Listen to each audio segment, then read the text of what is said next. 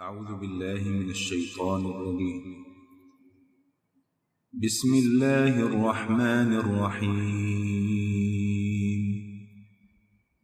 ألف لام را. كتاب أحكمت آياته ثم فصلت من لدن حكيم خبير. ألا تعبدوا إلا الله إنني لكم منه نذير وبشير. وأن استغفروا ربكم ثم توبوا إليه يمتعكم متاعا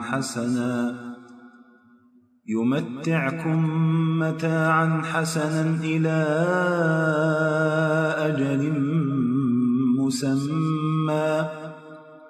ويؤت كل ذي فضل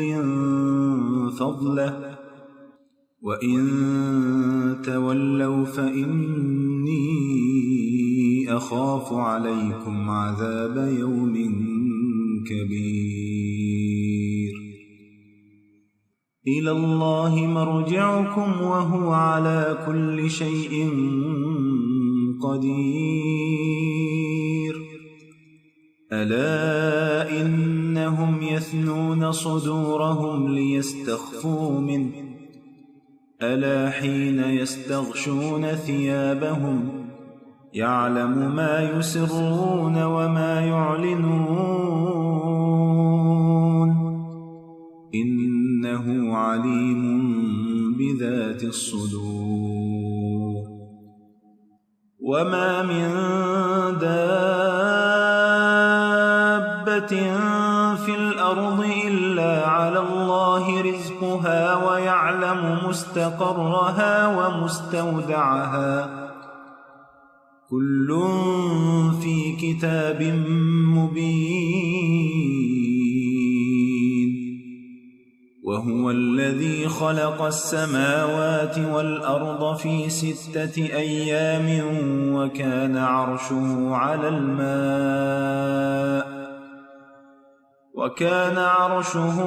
الماء ليبلوكم أيكم أحسن عملا. ولئن قلت إنكم مبعوثون من بعد الموت ليقولن الذين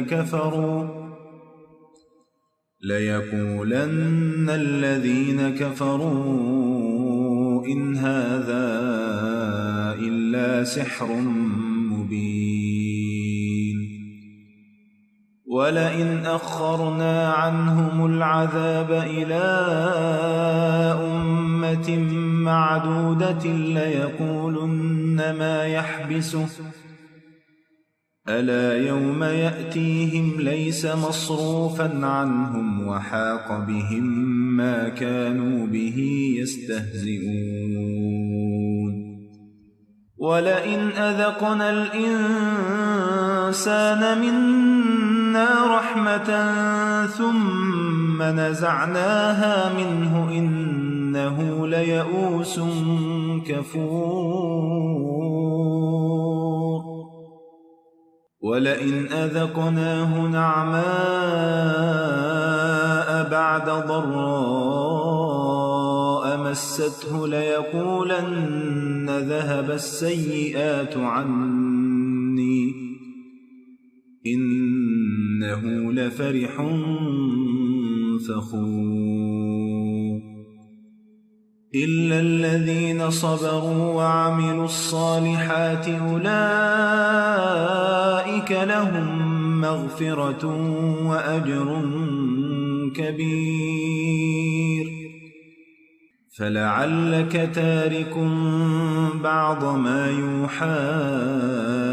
إليك وضائق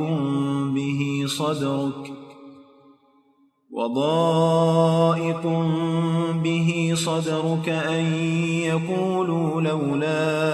أنزل عليه كنز أو جاء معه ملوم لك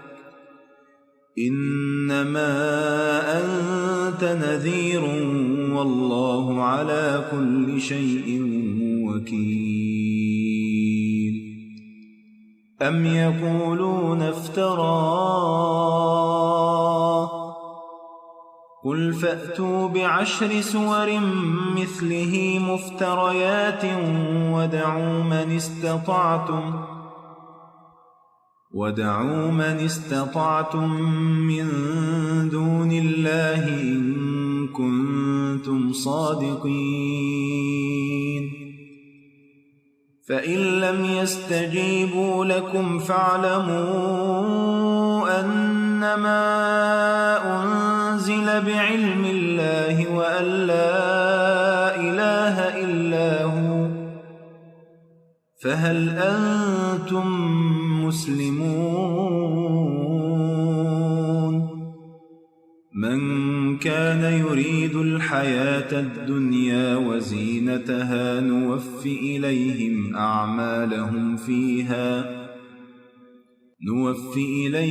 أعمالهم فيها وهم فيها لا يبخسون أولئك الذين ليس لهم في الآخرة إلا النار وحبط ما صنعوا فيها وباطل ما كانوا يعملون أفمن كان على بينة من ربه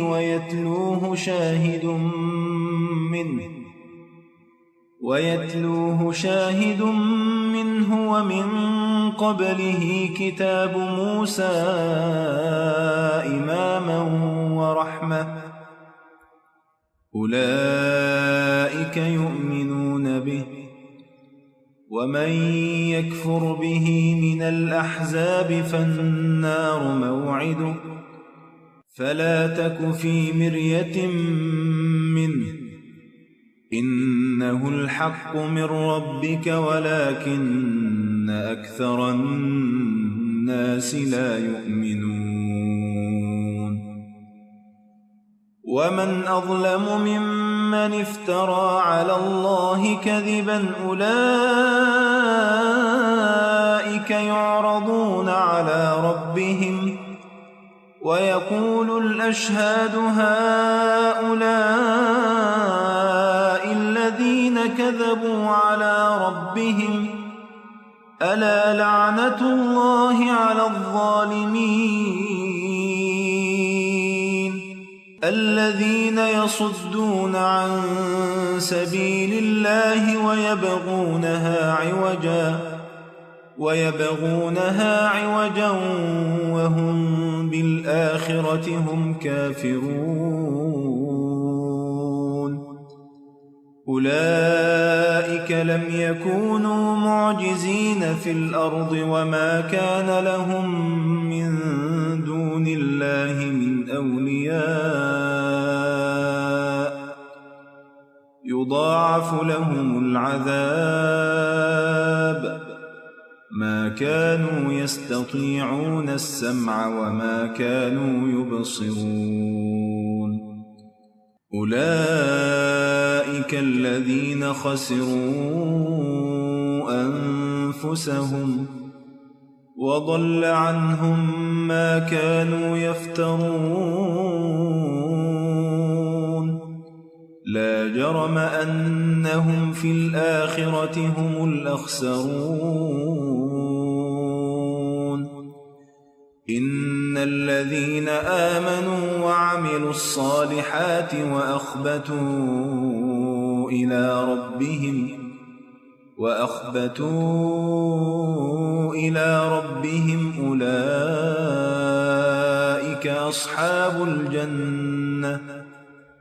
أولئك أصحاب الجنة هم فيها خالدون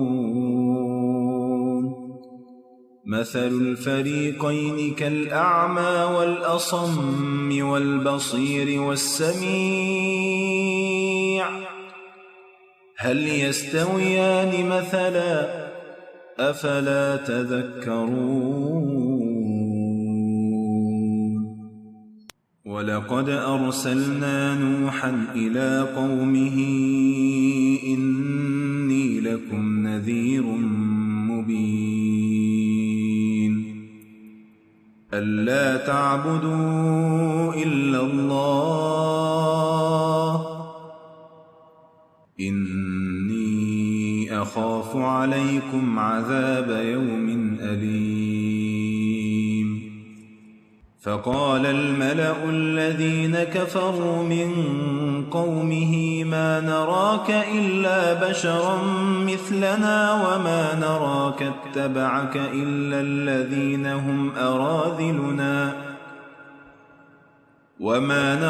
اتبعك إلا الذين هم أراذلنا بادي الرأي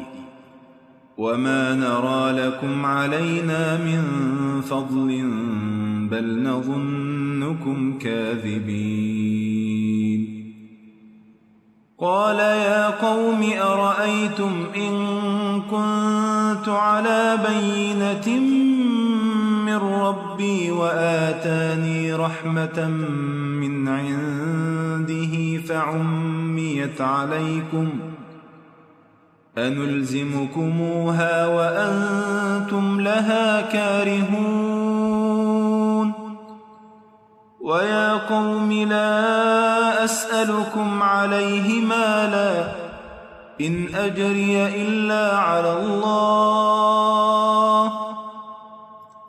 وما أنا بطارد الذين آمنوا إنهم ملاقو ربهم ولكني أراكم قوما تجهلون ويا قوم من ينصرني من الله إن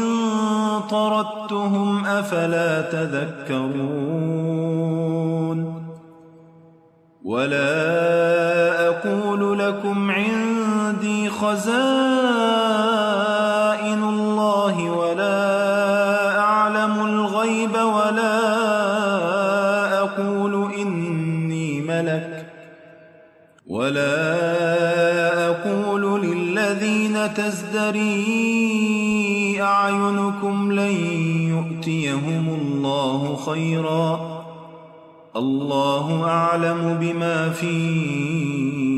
أنفسهم إني إذا لمن الظالمين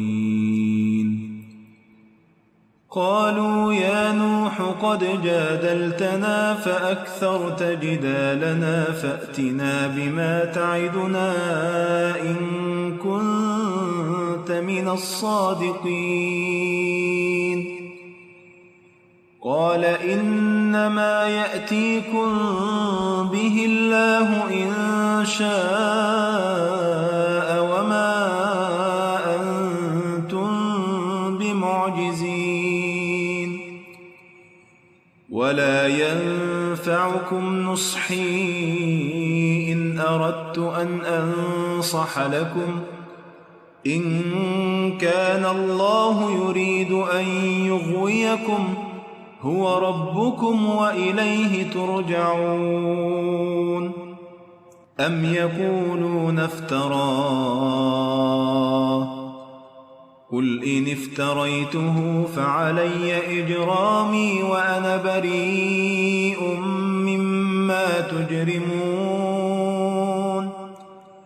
وأوحي إلى نوح أنه لن يؤمن من قومك إلا من قد آمن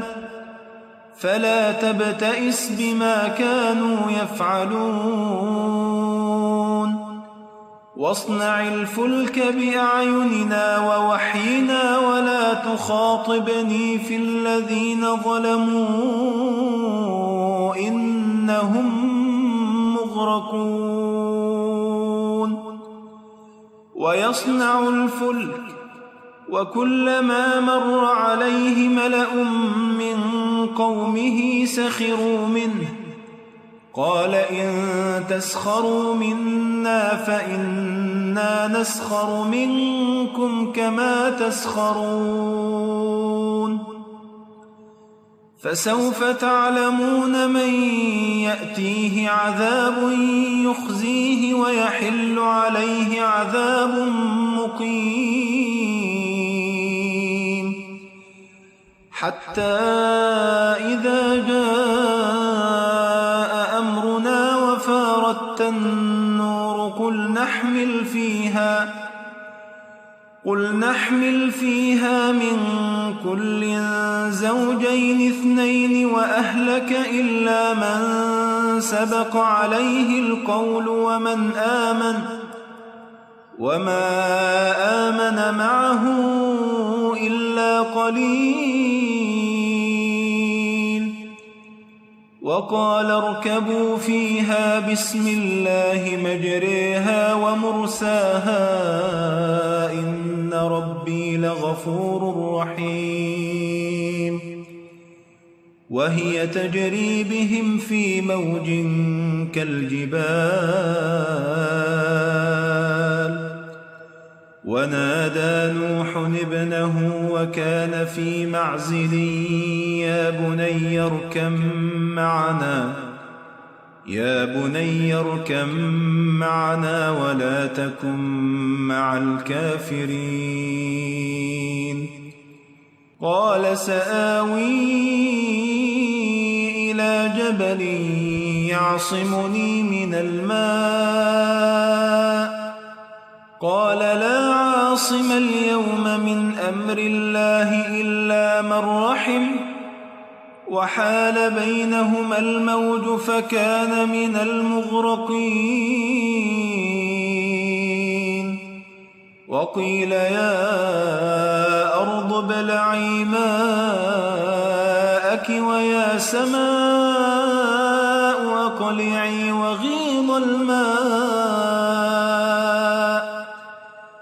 وغيض الماء وقضي الأمر واستوت على الجودي وقيل بعدا للقوم الظالمين ونادى نوح ربه فقال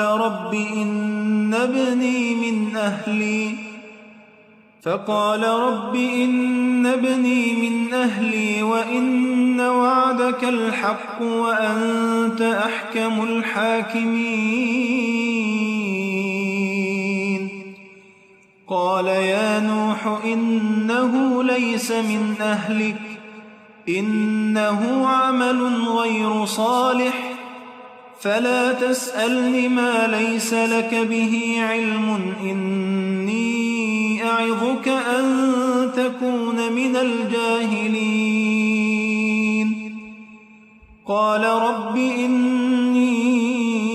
أعوذ بك أن أسألك ما ليس لي به علم وإلا تغفر لي وترحمني أكن من الخاسرين قيل يا نوح اهبط بسلام منا وبركات عليك وعلى ممن معك وأمم سنمتعهم ثم يمسهم منا عذاب أليم تلك من أنباء الغيب نوحيها إليك ما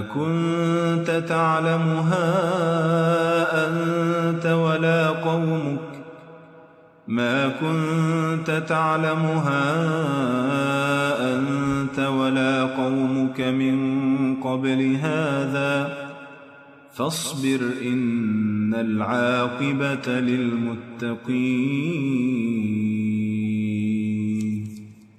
وإلى عاد أخاهم هودا قال يا قوم اعبدوا الله ما لكم من إله غيره إن أنتم إلا مفترون يا قوم لا أسألكم عليه أجرا إن أجري إلا على الذي فطرني أفلا تعقلون ويا قوم استغفروا ربكم ثم توبوا إليه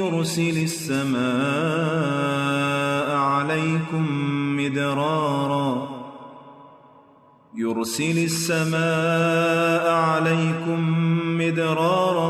ويزدكم قوة إلى قوتكم ولا تتولوا مجرمين قالوا يا هود ما جئتنا ببينة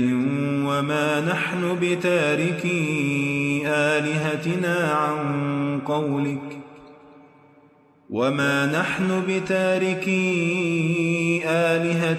عن قولك وما نحن لك بمؤمنين إن نقول إلا اعتراك بعض آلهتنا بسوء قال إني أشهد الله واشهدوا أني بريء مما تشركون من دونه فكيدوني جميعا ثم لا تنظرون إني توكلت على الله ربي وربكم ما من دابة إلا هو آخذ بناصيتها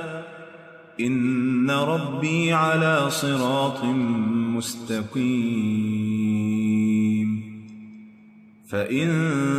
تولوا فقد أبلغتكم ما أرسلت به إليكم ويستخلف ربي قوما غيركم ولا تضرونه شيئا إن ربي على كل شيء حفيظ ولما جاء أمرنا نجينا هودا والذين آمنوا معه برحمة منا ونجيناهم من عذاب غليظ وتلك عاد جحدوا بآيات ربهم وعصوا رسله واتبعوا أمر كل جبار عنيد وأتبعوا في هذه الدنيا لعنة ويوم القيامة ألا إن عادا كفروا ربهم ألا بعدا لعاد قوم هود وإلى ثمود أخاهم صالحا قال يا قوم اعبدوا الله ما لكم من إله غيره هو أنشأكم من الأرض واستعمركم فيها فاستغفروه ثم توبوا إليه إن ربي قريب مجيب قالوا يا صالح قد كنت فينا مرجوا قبل هذا أتنهانا أن نعبد ما يعبد آباؤنا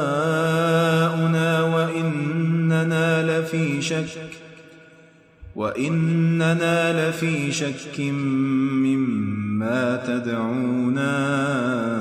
إليه مريب قال يا قوم أرأيتم إن كنت على بينة من ربي وآتاني منه رحمة فمن ينصرني من الله إن عصيته فما تزيدونني غير تخسير ويا قوم هذه ناقة الله لكم آية فذروها تأكل في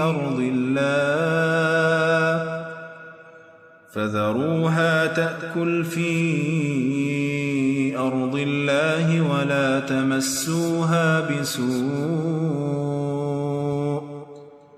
ولا تمسوها بسوء فيأخذكم عذاب قريب فعقروها فقال تمتعوا في داركم 3 أيام ذلك وعد غير مكذوب فلما جاء أمرنا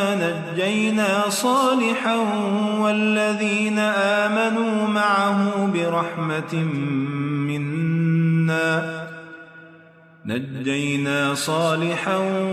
والذين آمنوا معه برحمة منا ومن خزي يومئذ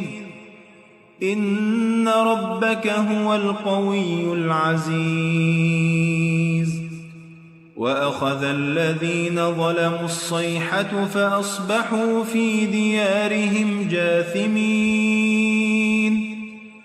كأن لم يغنوا فيها ألا إن ثمود كفروا ربهم ألا بعدا لثمود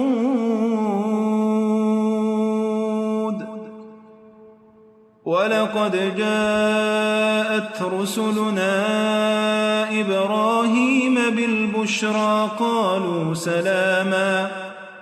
قال سلام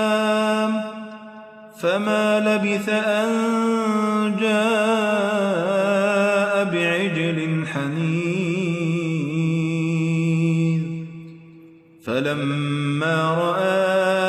أيديهم لا تصل إليه نكرهم وأوجس منهم خيفة قالوا لا تخف إنا أرسلنا إلى قوم لوط وامرأته قائمة فضحكت فبشرناها بإسحاق ومن وراء إسحاق يعقوب قالت يا ويلتى أألد وأنا عجوز وهذا بعلي شيخا إن هذا لشيء عجيب قالوا أتعجبين من أمر الله رحمة الله وبركاته عليكم أهل البيت إنه حميد مجيد فلما ذهب عن إبراهيم الروع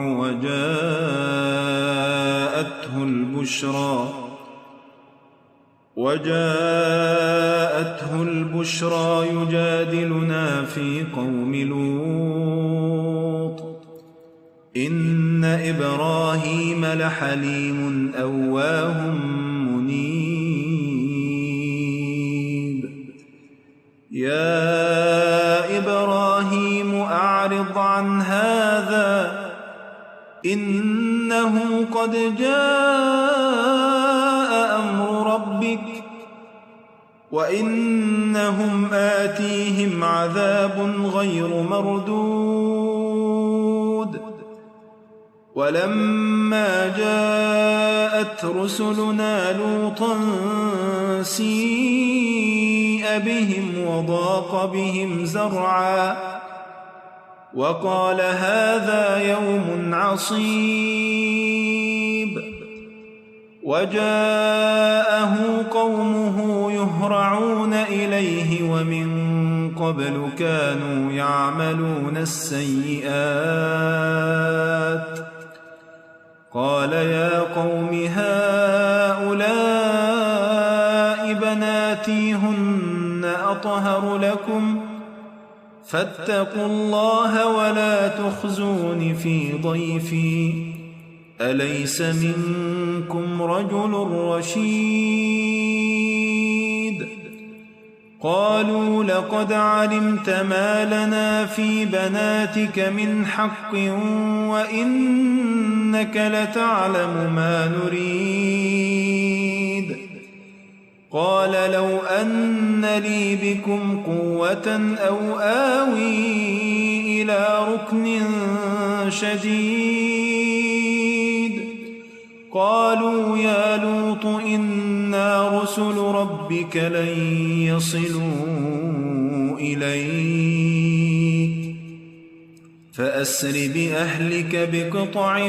من الليل ولا يلتفت منكم أحد إلا امرأتك إنه مصيبها ما أصابهم إن موعدهم الصبح أليس الصبح بقريب فلما جاء أمرنا جعلنا عاليها سافلها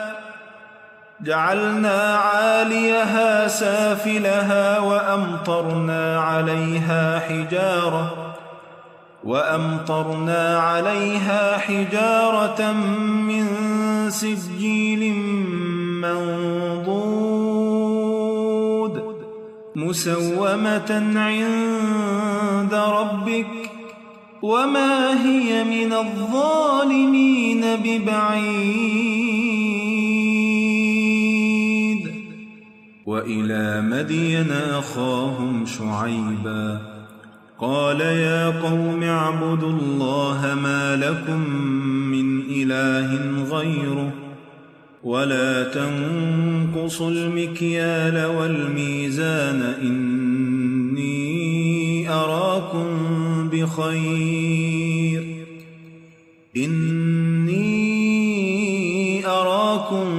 بخير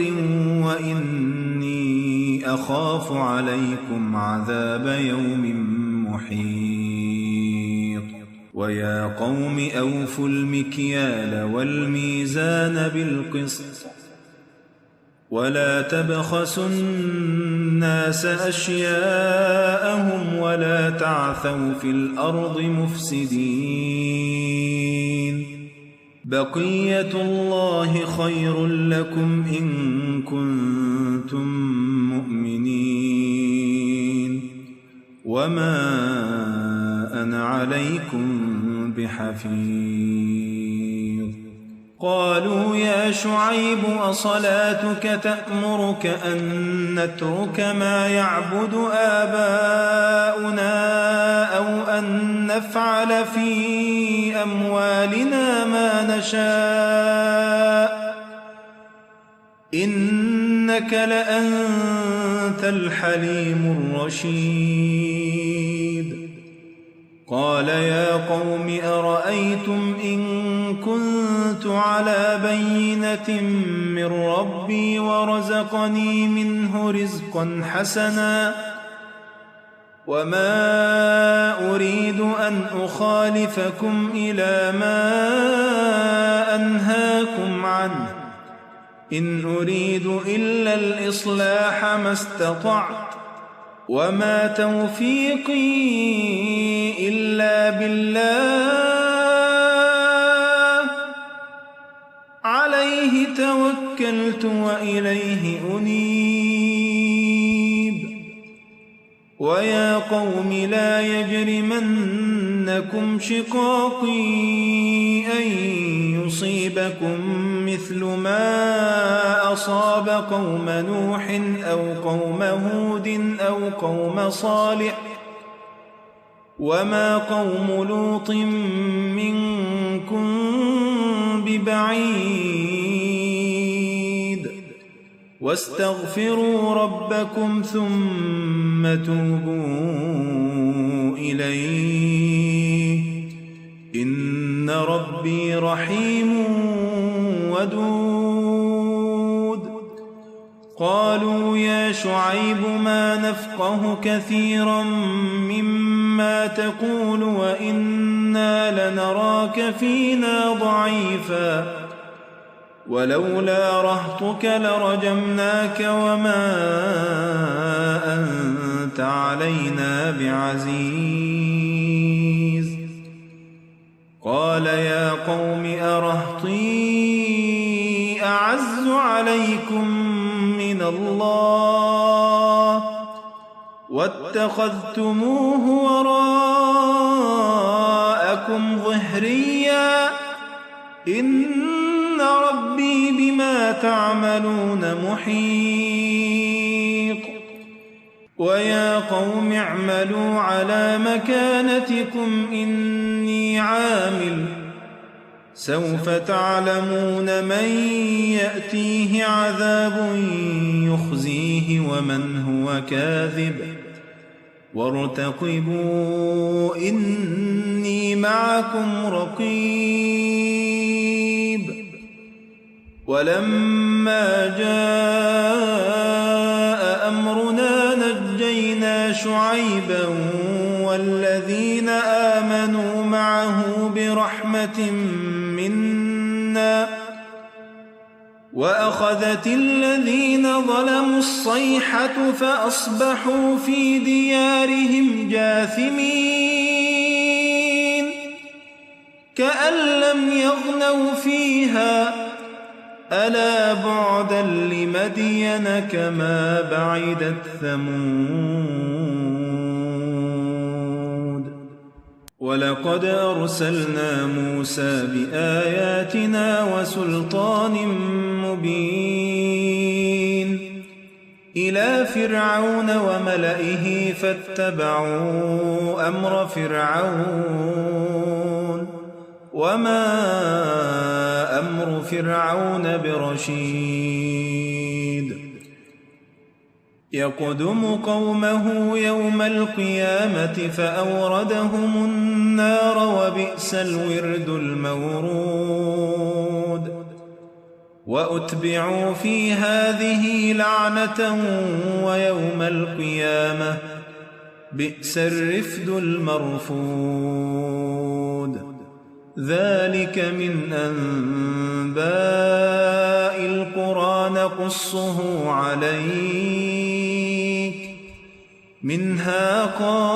قائم وحصيد. وما ظلمناهم ولكن ظلموا أنفسهم فما أغنت عنهم آلهتهم التي يدعون من دون الله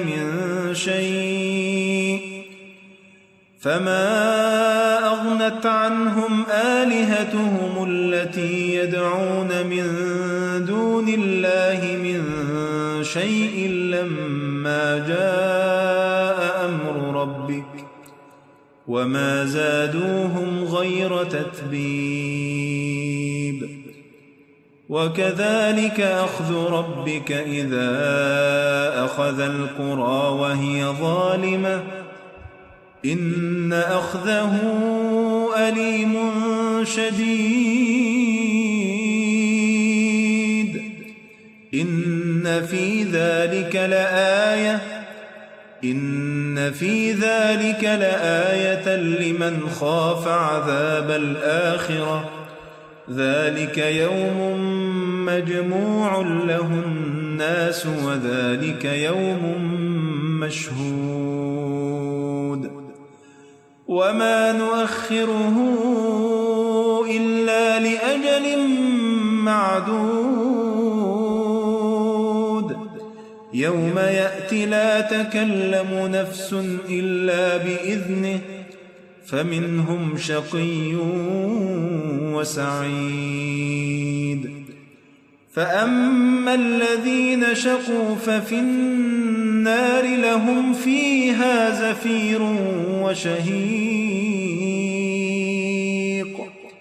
خالدين فيها ما دامت السماوات والأرض إلا ما شاء ربك إن ربك فعال لما يريد. وأما الذين سعدوا ففي الجنة خالدين فيها ما دامت السماوات والأرض إلا ما شاء ربك عطاء غير مجذوذ. فلا تك في مرية مما يعبد هؤلاء ما يعبدون إلا كما يعبد آباؤهم من قبل وإنا لموفوهم نصيبهم غير منقوص. ولقد آتينا موسى الكتاب فاختلف فيه ولولا كلمة سبقت من ربك لقضي بينهم وإنهم لفي شك منه مريب. وإن كلا لما ليوفينهم ربك أعمالهم إنه بما يعملون خبير. فاستقم كما أمرت ومن تاب معك ولا تطغوا إنه بما تعملون بصير. ولا تركنوا إلى الذين ظلموا فتمسكم النار وما لكم من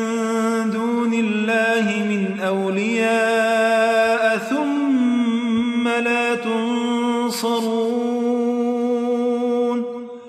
وأقم الصلاة طرفي النهار وزلفا من الليل إن الحسنات يذهبن السيئات ذلك ذكرى للذاكرين. واصبر فإن الله لا يضيع أجر المحسنين. فلولا كان من القرون من قبلكم أولو بقية ينهون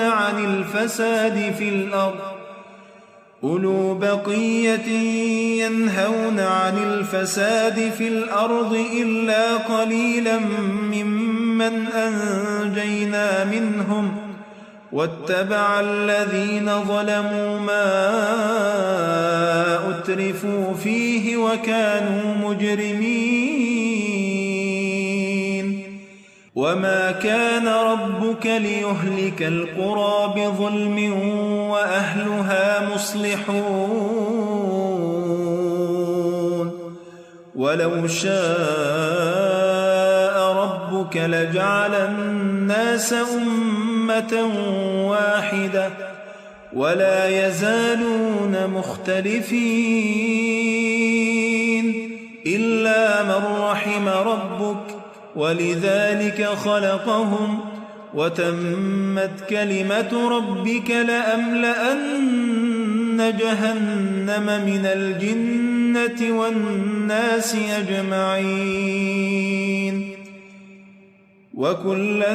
نقص عليك من أنباء الرسل ما نثبت به فؤادك وجاءك في هذه الحق وموعظة وذكرى للمؤمنين. وقل للذين لا يؤمنون اعملوا على مكانتكم إنا عاملون وانتظروا إنا منتظرون ولله غيب السماوات والأرض وإليه يرجع الأمر كله فاعبده وتوكل عليه وما ربك بغافل عما تعملون